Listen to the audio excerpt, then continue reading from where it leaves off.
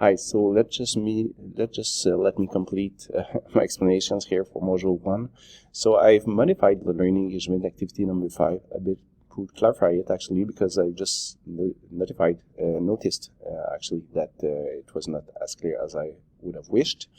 So when you click on it, I have added the mathematics guide from the Program Resource Center, but I also here ask you to compare the rubrics of mathematics assessment criteria. So there are 3 sets of rubric for year 1, 3, and 5. And actually in year 2, you should introduce and use year 3 rubrics, and then year 4, the year 5 rubrics.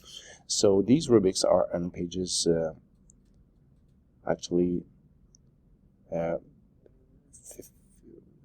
35 to 46.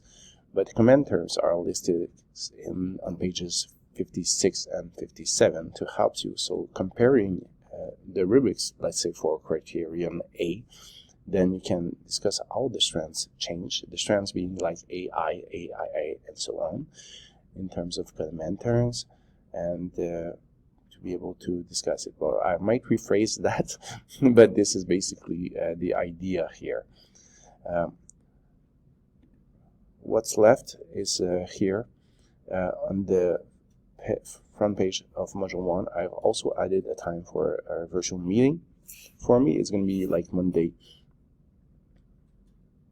Actually, it's written Wednesday. It's July. So I've just made a mistake here. So it's not July, it's June. I don't know why I've missed that. So I'm just going to change it right now.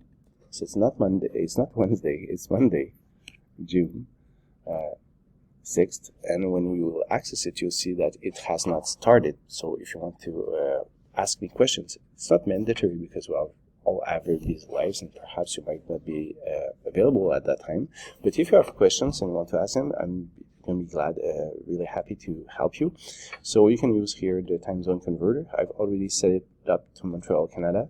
So for me, it's Monday the 6th. And then if you add your city, let's say that you would be, let's say in Beijing, then you'll see that for you it's at 8 p.m. So basically that's really simple to use. So you can see at what time it should be for you. The last thing I want to do is that I'm going to send an email here. And within the email, there's going to be a link to a Google Drive sheet. I'm going to add your names. But what you will be able to look at it and see if you have completed the activity.